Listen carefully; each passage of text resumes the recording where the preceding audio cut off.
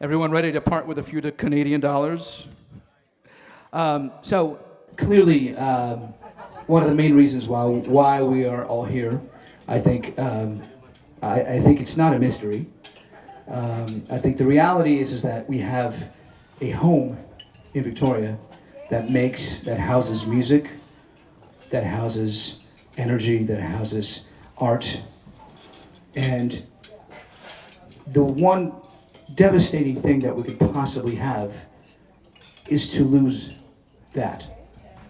And I think we are at a crossroads right now where it is most important to figure out a way, well, we figured out a way, I didn't, of how to make this happen. And the way to happen is to create awareness of the fact that the community of the art community, the music community has to come together to take ownership of this building so that the music can continue. Would you agree with me?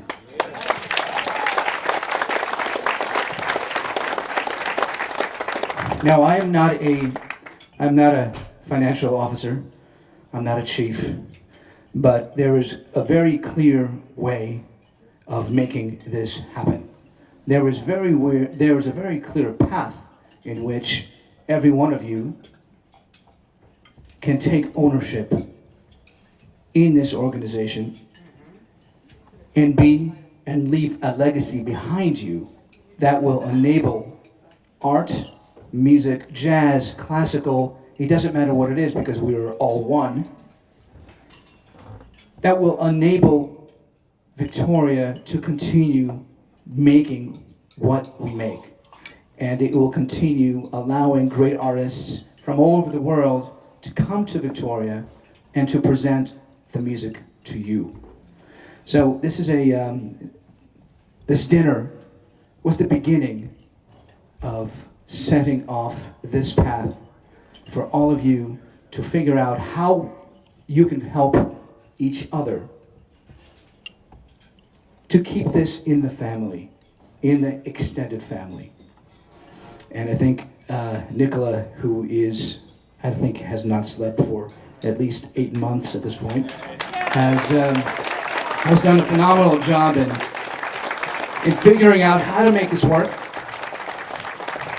And I urge every one of you to talk to her and to see how is it possible to keep Hermann's in the family, in this large extended family, where music will not be undermined, where there will not be an extra burger joint here with a high rise of 12 stories for tenants, but where this building can remain in the hands of people who realize that the most important thing of life is music, is the arts, is to allow this to happen. I mean, I've been coming to Victoria since oh my God, I'm gonna date myself in a minute. Since 1997, that was my first time I arrived on this island. And it was that snowstorm that happened of the Christmas of 1990, it was 1996 to 97. I just met a young lady who I fell in love with and spent many years with and had made babies with and then divorced happily. Because no one ever gets divorced from being happy. So anyway, and my first time I arrived on this island was the beginning of 1997, and I had to sleep in the Vancouver airport because there was nothing coming out. There was no ferries, there were no planes, and here I was, a young boy of 20-something, going, oh my God, okay, here we go.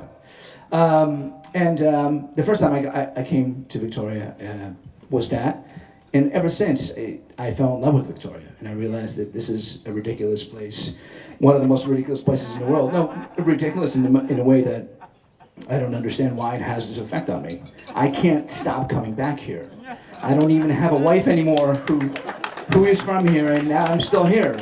So anyway, Hermann's has always, and Hermann and I we're very good friends, and I remember at some point he took out his keys and said, I was not the only person he did that with, apparently. I felt very cheated. I thought I was special, but apparently I was not. But he took out his keys and he said, "Here, I want you to run this." Anyway, those keys belong in the most trustworthy hands of Nicola Walden.